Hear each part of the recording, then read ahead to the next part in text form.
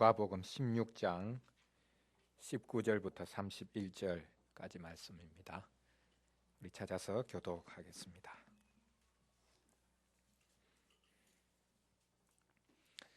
누가복음 16장 19절부터 31절까지 말씀입니다. 교독하겠습니다. 한 부자가 있어 자색 옷과 고운 베옷을 입고 날마다 호화롭게 즐기더라.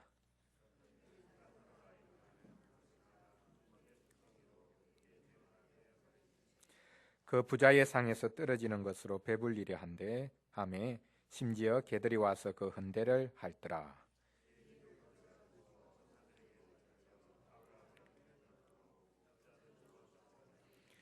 그가 음부에서 고통 중에 눈을 들어 멀리 아브라함과 그의 품에 있는 나사로를 보고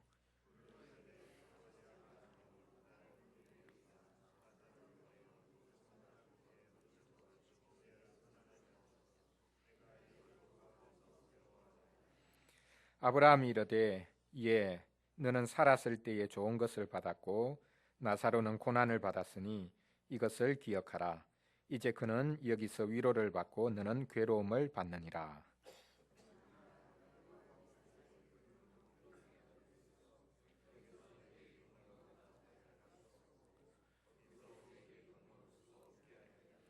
이르되 그러면 아버지여 구하노니 나사로를 내 아버지의 집에 보내소서.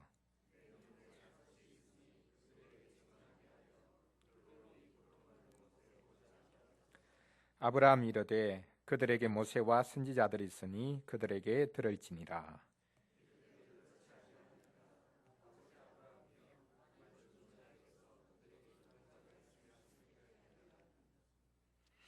이르되 모세와 선지자들에게 듣지 아니하면 비록 죽은 자 가운데서 살아나는 자가 있을지라도 권함을 받지 아니하리라 하였다 하시니라.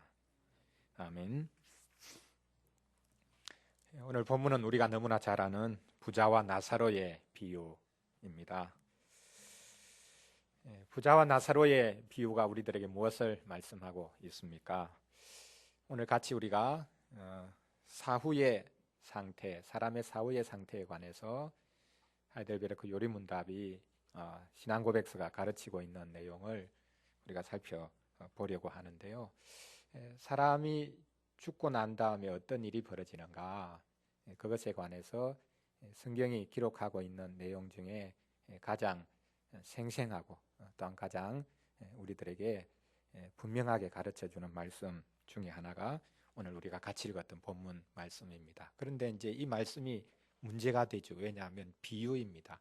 실제로 이게 사실이냐, 사실을 설명한 거냐라고 할 때에 천국과 지옥이라고 만약 이 내용을 이해를 한다면 천국과 지옥 사이에 서로 왕래가 없다, 왕래가 있을 수 없다라는 것은 오늘 본문에 어떤 의미에서 드러나지만 또 다른 한편으로는 서로가 주고받고 대화까지 할 수 있다.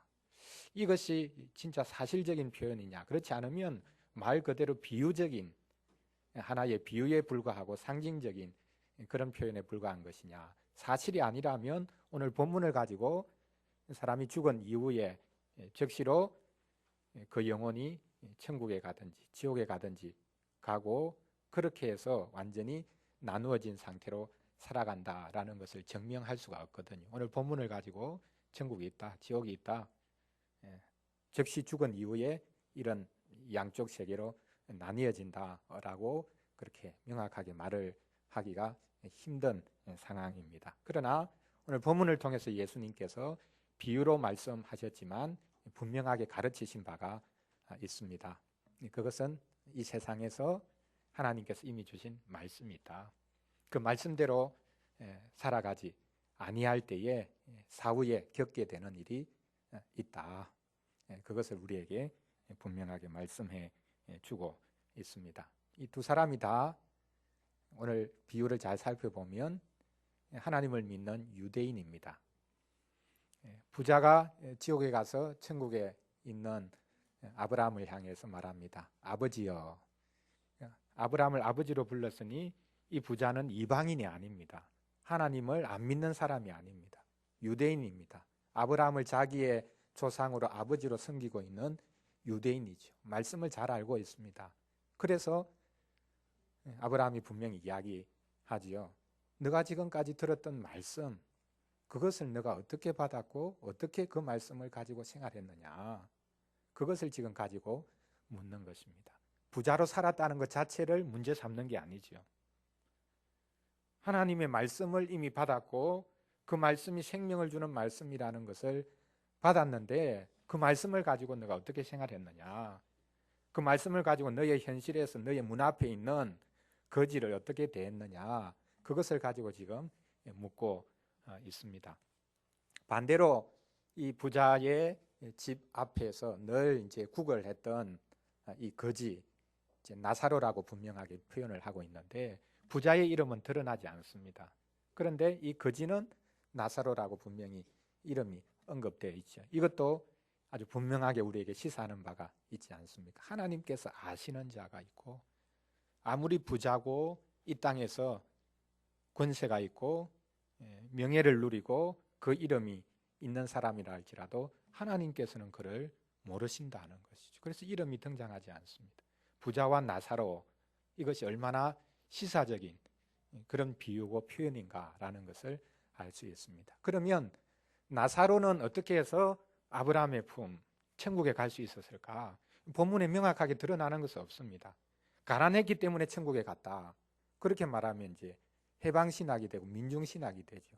가난한 사람은 자동적으로 구원받을 수 있는 자격이 있다. 그 가난의 근거가 뭐냐? 뭐 100만 원을 가지면 가난한 건가? 10만 원을 가져야 가난한 건가? 세상적인 기준으로 나눌 수가 없지요. 하나님이 아신다라고 할 때 그도 유대인이었고 고난 가운데, 가난 가운데, 고통 가운데 그는 하나님의 도움을 부르짖으며 산 사람이다. 그래서 이제 시편에서 가난한 자라고 말을 할 때는 그는 가난해서 다른 사람에게 구할 수 없고, 실은 이스라엘 백성들 내에서는 가난한 자가 있을 수가 없지요. 가난한 자를 돌아보는 말씀이 이미 주어져 있기 때문에 이스라엘 백성들 내에 가난한 자가 생겼다는 것은 가난한 자를 돌아보지 않았다, 말씀을 외면했다라는 그 유대교의 부패한 모습이 분명히 드러나는 것입니다. 그런 의미에서 하나님의 말씀으로 돌아보라고 한 그 말씀을 외면한 그 사회 속에서 이 가난한 자는 다른 곳에 호소할 데가 전혀 없는 것입니다. 그래서 하나님께만 호소하게 되는 것이죠. 그래서 시편에서는 가난한 자는 의인이다라고 등식이 성립될 정도로 다른 어디에도 호소할 데가 없으니 오직 하나님께만 호소하는 사람, 그래서 가난한 자가 의인이라고까지 지칭되어지는 그런 표현을 볼 수 있는데, 이 나사로도 그런 의인으로 하나님께 자기의 가난을, 자기의 문제를 호소한 사람으로 살았기 때문에 그는 아브라함의 품에 들어갈 수 있었다. 그것을 우리에게 보여줄 것입니다. 자, 오늘은 우리가 웨스트민스터 신앙고백서 32장 말씀을 통해서 사람이 죽고 나면 어떤 일이 벌어지는가, 그것에 관해서 우리가 같이 한번 살펴보도록 하겠습니다. 제1항이 사후 상태에 관해서 말을 하고 있는데요. 사후에 사람의 몸은 티끌로 돌아가 썩지만 그들의 영혼은 죽거나 자는 것이 아니라 불멸의 존재이기 때문에 그것을 주신 하나님께 즉각 돌아간다. 이제 사람이 죽고 나면 몸과 영혼이 나뉘어진다라고 오늘 본문에서 말씀하고 있습니다. 사람이 어떤 존재로 지어졌는가? 우리가 잘 알고 있듯이 하나님께서 흙으로 사람을 형체로 만드시고 그 코에 생기를 불어 넣어주셨습니다. 그때부터 이 사람은 살아있는 존재가 되었지요. 그래서 사람이 죽으면 그의 몸은 흙으로 지어졌기 때문에 흙으로 돌아간다. 그 사람의 가치가 얼마 정도 되냐, 그것을 어떤 사람이 이제 조사를 해보았는데, 이제 이 관점에서 조사했죠. 사람의 몸을 화학 성분으로 다 나누어서 조사를 해보았더니 그 가치가 뭐 만 원도 채 되지 않는다는 겁니다. 사람의 몸이라는 것, 그 속에 하나님께서 주신 생명, 생명의 기운, 영혼이 이제 깃들어 있기 때문에 사람이 살아서 활동을 하다가 죽고 나면 우리가 잘 알고 있듯이 흙으로 돌아갑니다.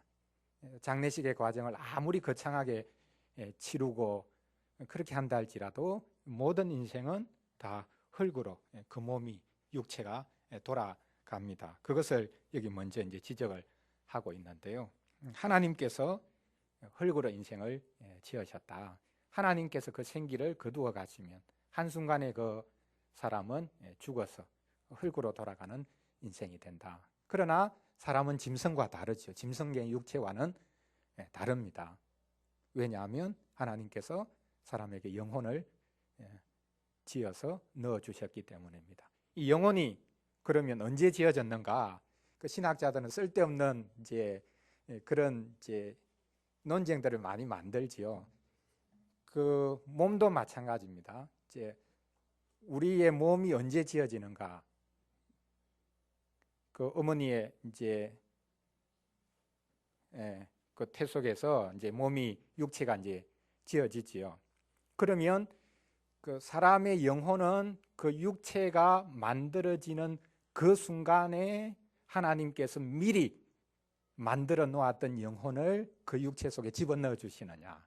안 그러면 그 육체가 생길 때 그 순간에 그냥 자동적으로 영혼이라는 것도 생겨나냐? 영혼이 언제 생겨나냐? 그런 것 가지고 많은 이야기를 합니다. 근데 오늘 본문에서는 그런 부분에 대한 언급이 전혀 없지요. 영혼이 언제 지어지느냐?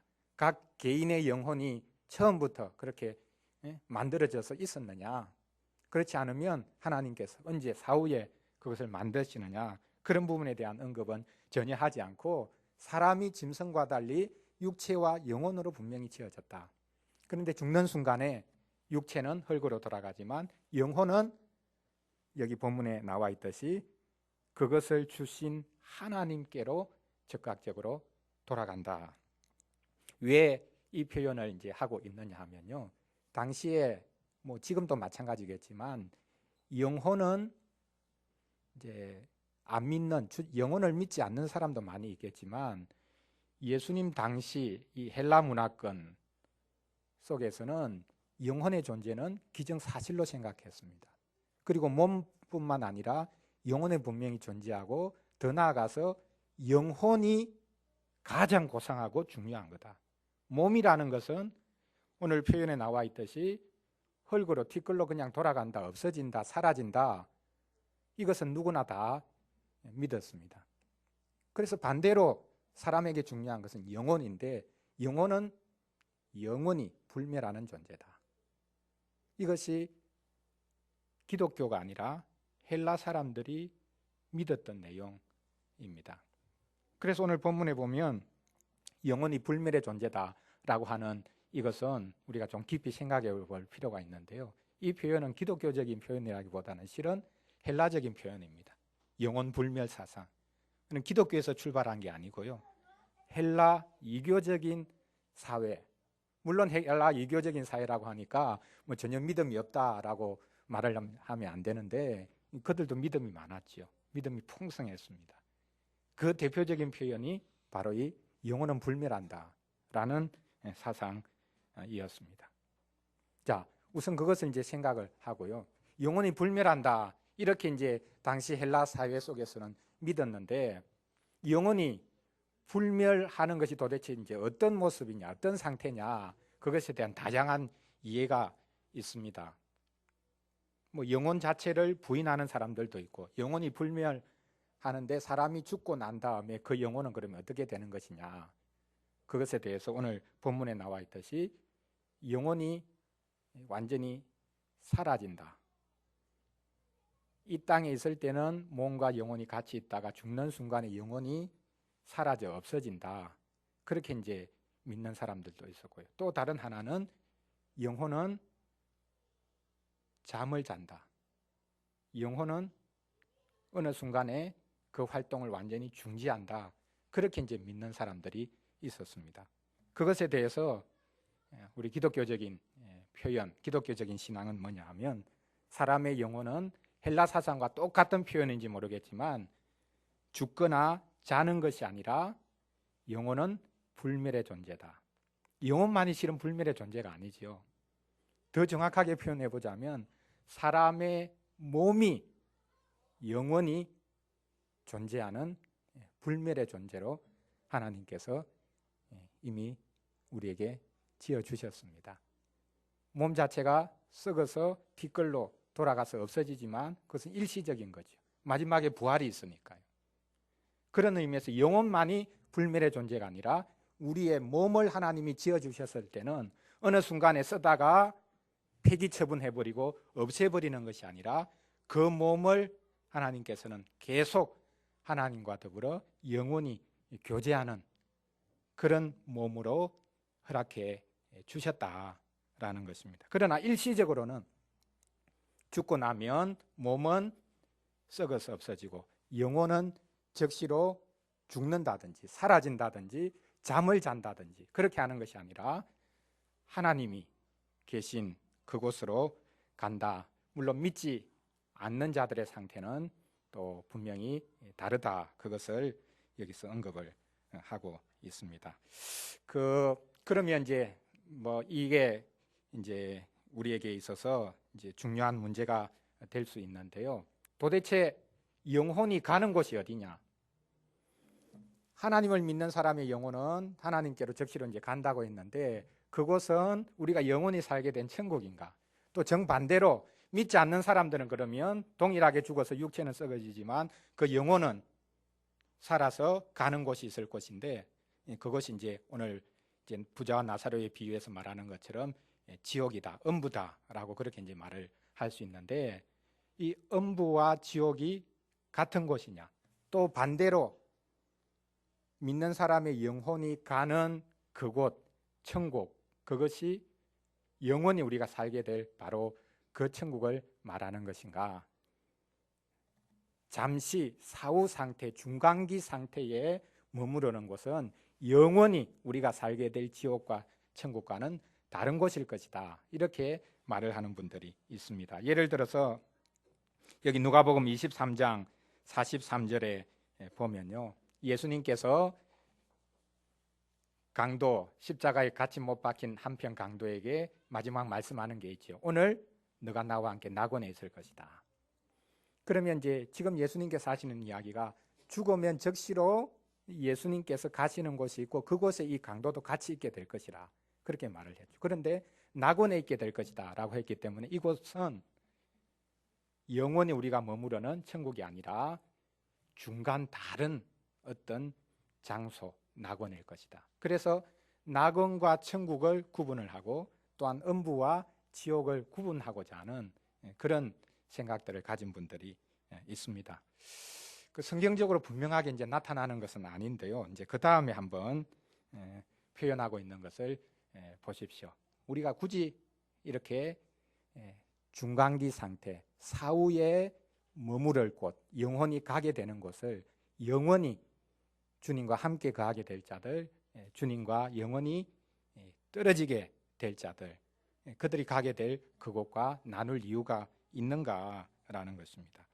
의인들의 영혼은 거룩하여 완전하여졌기 때문에 지극히 높은 하늘로 영접함을 받아 그곳에서 몸의 완전한 구속을 기다리면서 빛과 영광 중에 계시는 하나님의 얼굴을 뵙는다.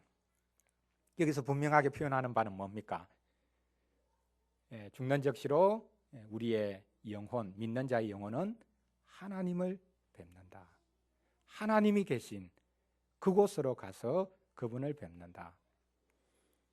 영혼이라고 해서 몸이 없기 때문에 느끼는 것이 없고 아무런 느낌 그것이 없는 상태로 그냥 수면 상태로 돌입하거나 그러면 여기에 표현되어 있듯이 그냥 느낌 없는 상태로 그냥 계속 지속되는 것, 그것은 뭐 거의 죽음과 다를 바가 없을 것인데 그런 상태로 돌아가는 것이 아니다. 제3의 장소로 가는 것도 아니다. 죽는 즉시로 우리의 영혼은, 믿는 자의 영혼은 하나님이 계신 그곳으로 가서 하나님을 뵙게 된다. 영광 가운데로 이미 들어가게 된다. 그것을 말하고 있습니다. 여행하는 게 아니죠. 우리 고대의 생각은 어떤 것입니까? 죽고 나면 죽은 자가 여행을 합니다. 마지막 그 심판대 앞에 서기까지 뭐 노잣돈을 주고 무슨 강도 건너고 그렇게 해서 이제 여행을 하다가 최종 옥황상제 앞에 그렇게 서게 되고 하는 이제 그런 것을 보여주죠. 그런 과정이 없다. 죽는 즉시로 하나님께서 믿는 자기 백성의 영혼을 주님 계신 바로 그곳으로 불러가신다. 그렇게 고백을 하고 있습니다. 반대로 악인들의 영혼은 지옥에 던짐을 받아 거기서 고통과 극심한 암흑 중에 갇혀 대심판의 날까지 대기하고 있다. 악인들의 영혼도 즉시로 가게 되는 곳이 있는데 그곳을 우리가 흔히는 지옥이라고 부르지요. 오늘 부자와 나사로에 비유해서는 이제 음부라고 표현을 하고 있는데 이 음부와 지옥을 다른 장소로 생각할 이유가 없습니다. 즉시로 지옥에 던짐을 받는다. 거기서 고통과 극심한 암흑 중에 갇혀 있다. 성경에서는 종종 어떤 표현을 씁니까? 그게 이제 유대인들의 생각을 표현한 것일 수도 있겠지만 이 지옥을 영혼이 불이 붙는 곳으로 그렇게 생각을 하고 있죠. 불타는 곳이다. 그 불타는 곳에 영혼이 들어갔는데 영혼은 육체가 없으니까 이제 타지는 않죠. 그러나 분명히 고통을 느낀다. 그렇게 극심한 오늘 본문에서도 부자가 극심한 고통 가운데 부러지셨다. 제 목을 축일 만한 물 한 방울만이라도 좀 떨어뜨려 주십시오. 그렇게 구할 정도로 그 지옥이 극심한 고통의 장소다. 불타는 곳이다. 그렇게 우리에게 분명하게 보여주고 있습니다. 자, 죽는 즉시로 우리의 영혼은 하나님이 계신 천국으로 가든지 하나님이 계시지 않는 지옥으로 가게 된다. 이 두 장소 외에는 성경이 몸으로부터 분리된 영혼을 위해 인정하는 장소가 없다. 마지막 이 문장을 왜 덧붙였겠습니까? 이것은 중세교회가 가지고 있는 연옥 사상 때문입니다. 중세교회는 천국 지옥 외에 이 가운데에 연옥이 있다고 주장했거든요. 그러니까 이 세상을 살 때에 정말 의인, 죄를 안 지은 사람은 즉시로 천국에 가는데 대부분의 사람, 물론 전혀 복음을 받지 않고 기독교 바깥에 있는 이교도들은 당연히 지옥에 가죠. 근데 믿는 사람들 중에서도 이 땅에서 하나님의 말씀대로 온전히 살지 못한 사람들이 대부분이거든요. 자기의 양심을 돌아보니까 천국에 갈 만한 자신이 없거든요. 그런 사람들을 위한 장소로 만든 교리가 연옥 사상. 연옥에 가서 그곳에서 고통을 받고 그곳에서 훈련을 받으면 그 다음에 이제 천국으로 올라갈 수 있다는 것입니다. 그 연옥 사상을 만들어 내었는데요. 오늘 우리 선배들의 신앙 고백에 가면 죽은 자가 몸을 떠나서 영혼이 가게 되는 그 장소는 하나님이 계신 바로 그곳 천국이든지 그렇지 않으면 하나님이 계시지 않는 곳, 우리는 지옥이 어디 있는지 모르지만 하나님이 계시지 않는 어떤 장소겠죠. 그 장소로 즉시로 간다. 이 두 장소 외에 몸을 떠난 영혼이 갈 수 있는 곳은 없다. 제3의 장소를 만든다면 그것은 잘못된 것이다. 그 사도신경에 보면요, 우리는 고백을 하고 있지 않지만 사도신경 지금 뭐 영어로 고백하는 사람들도 마찬가지고 사도신경에 어떤 내용이 있었느냐 하면 우리는 이제 그 부분을 빠뜨렸는데 예수님이 십자가에 달려 죽으시고 장사되셨고 그 다음에 뭡니까? 3일 만에 다시 부활하셨고, 자, 죽으심, 장사되심, 부활 이렇게 돼 있는데 거기 가운데 하나가 더 들어 있습니다. 자, 죽으심, 장사, 그 다음에 지옥으로 내려가신 게 있습니다. 그리고 3일 만에 다시 부활하셨습니다.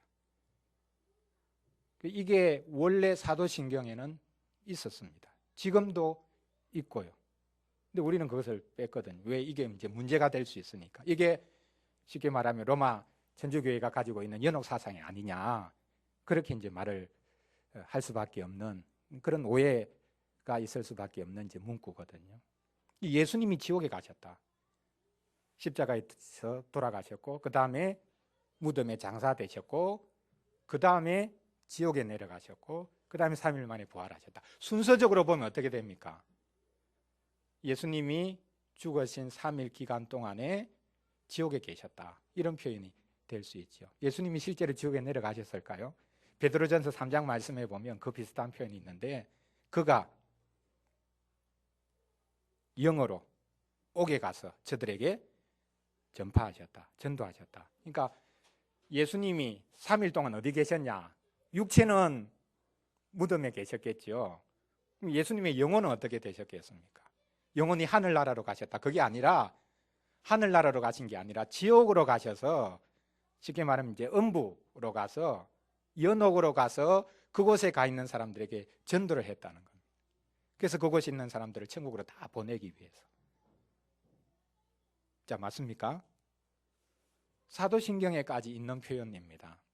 그런데 이제 우리의 해석은 뭐냐면, 예수님이 실제로 지옥에 내려가신 것이 아니라 예수님은 우리 인생이 당해야 될 지옥의 고통을 온전히 다 겪으셨다. 어디에서? 십자가 위에서 다 겪으셨다는 거죠. 그러나 순서적으로 보면 조금 이해가 쉽지 않지요. 십자가에서 죽으시고 장사 지낸 바 되시고 그 다음에 지옥에 내려가셨다고 표현하고 있기 때문에, 십자가에서 예수님이 당하신 고통의 의미를 이 지옥에 내려가신 것으로 이해하자면 이 순서적으로 조금 이제 바꿔야 될 필요도 있는데요. 어쨌든 사도신경에서 예수님께서 지옥의 고통을 당하셨다. 그렇게 우리에게 분명하게 말씀하고 있는 것이 무엇을 말하는 것이겠습니까? 예수님 그분을 영접하고 받지 않는 죄가 얼마나 큰 것인가. 그분을 영접하고 받는 것, 그것은 곧 그분이 계신 그곳으로 가는 것을 말하고, 그분을 부인하는 것, 그것은 그분과 영원히 갈라서는 것이다. 그곳이 곧 지옥일 수밖에 없다. 그것을 우리에게 분명하게 보여주고 있습니다. 그래서 죽음 이후에 새로운 기회가 있다. 죽음 이후에 천국 지옥 외에 제3의 장소가 있다. 그래서 얼마든지 새롭게 회복될 수 있는 기회가 있다.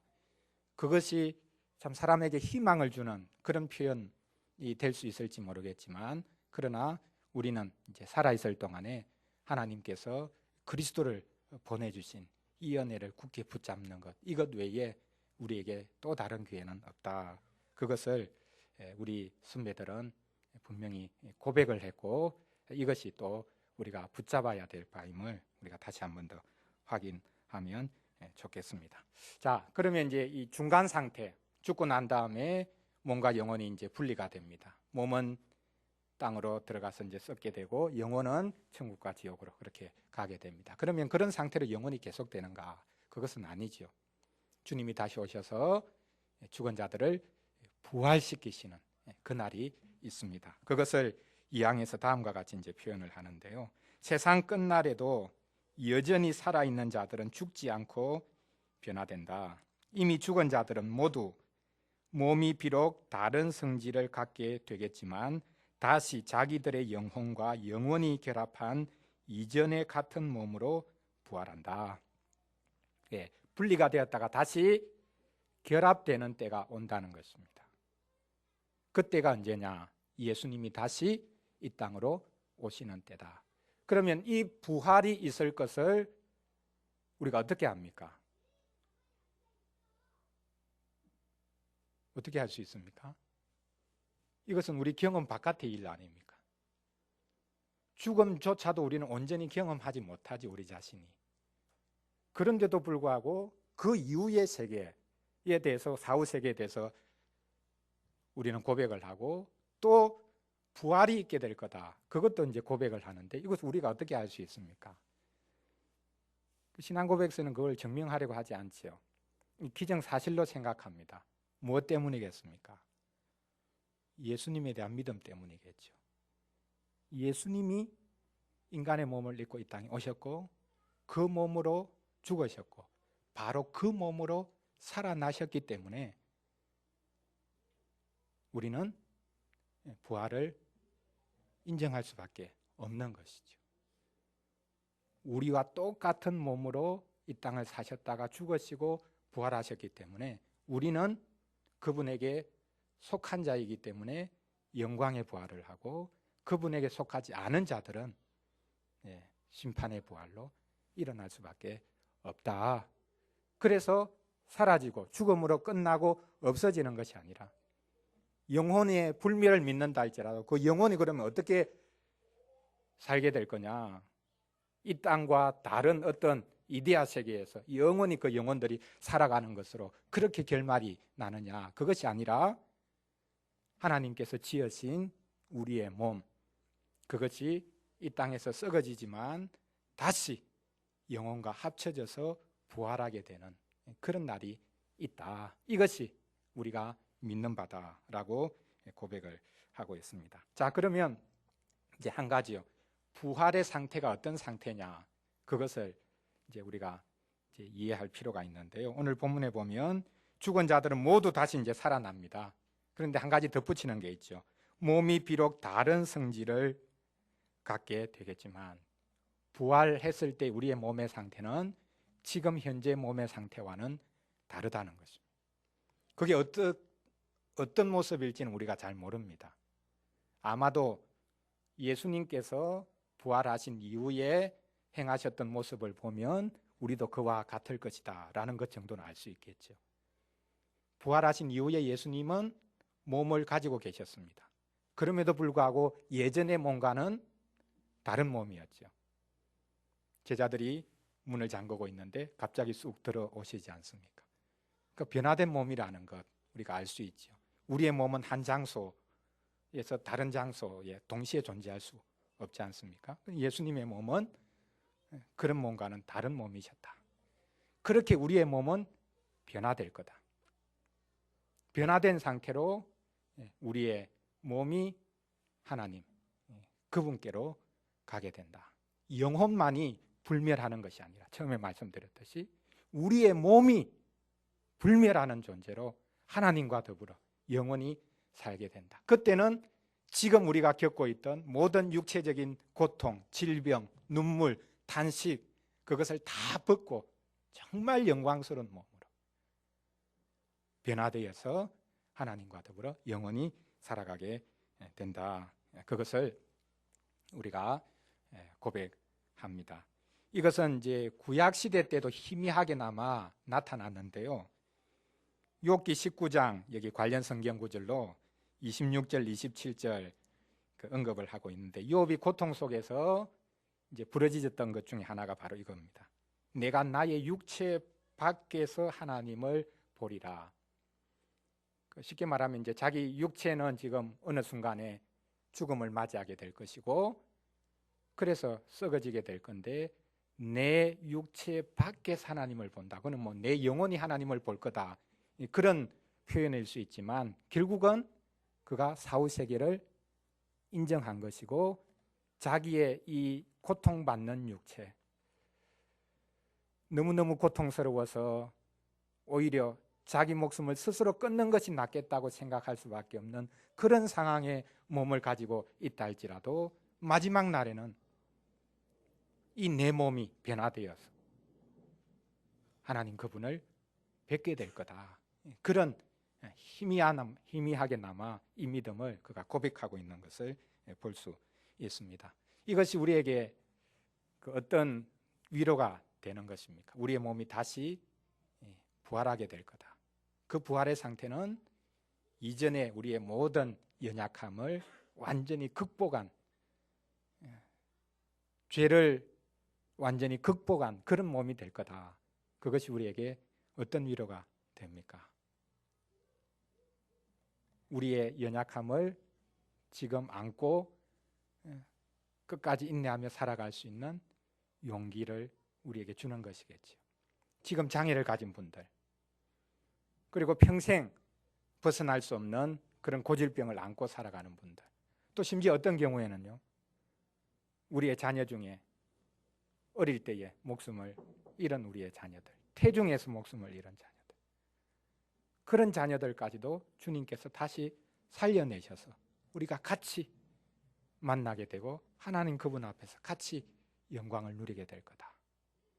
이것만큼 얼마나 큰 소망이 되겠습니까? 자, 그런데 이제 문제는요, 그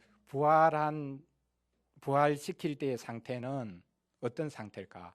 죽는 그 순간의 모습 그대로 부활시켜 주실 거냐? 그렇지 않으면 죽는 그 순간의 모습이면 어떤 경우에는 오늘 본문에도 나와 있지만 살아있는 사람 중에 주님이 오실 때 죽지 않고 주님을 그대로 맞이하는 사람 중에 나이 연령대가 많지 않겠습니까? 어린아이로 그러면 영원히 살아가는 것이냐, 살아가면서 그 아이는 계속 나이가 들어서 노인이 돼 가는 거냐? 그렇지 않으면 장애로 그렇게 죽은 사람은 그 장애가 어떤 형식으로든 극복된 상태일 텐데 그것은 그러면 도대체 어떤 모습일까? 우리는 뭐 상상할 수밖에 없는 부분이죠. 하나님께서 가장 아름다운 모습으로 주의 영광을 드러내는 모습으로, 그렇다고 해서 서로 알아보지 못하고 야, 예전에 내 남편 맞나? 서로를 알아보지 못하는 모습으로까지 완전히 변화될 건가? 천사와 같이 된다, 그렇게 예수님께서 말씀을 하셨는데 그 모습이 어떤 모습일까? 우리는 잘 모르죠. 미래에 대한 것은 희미합니다. 그러나 예수님으로 말미암아 분명하죠. 부활이 있을 것, 영광의 부활이 있을 것, 우리는 분명히 알고 있습니다. 부활 이후의 모습을 사망에서는 이제 조금 구분을 하는데요. 이제 사후 즉시로 이제 구분이 되죠. 몸과 영혼의 구분뿐만 아니라 그 사람 자신이 주님께 속했느냐 속하지 않았느냐, 그 구분이 분명히 이제 나타나고요. 그리고 부활 이후에도 이 구분은 분명히 나타난다. 그것이 유지된다. 한편으로는 이것이 우리에게는 안타까움일 수도 있고, 또 다른 한편으로는 하나님 앞에 우리 겸손히 머리 숙일 수밖에 없는 부분이죠. 부활 이후에 우리가 영광스럽게 변화된다고 해서 우리가 삼위 하나님과 똑같아지고 신이 되는 것은 아니죠. 창조주와 피조물의 구분은 영원히 계속됩니다. 이것은 통합될 수가 없습니다.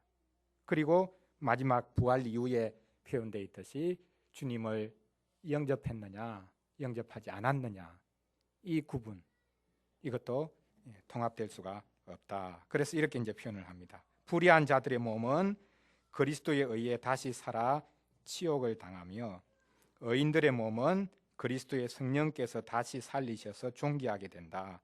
그리하여 그리스도의 영광스러운 몸과 같아진다.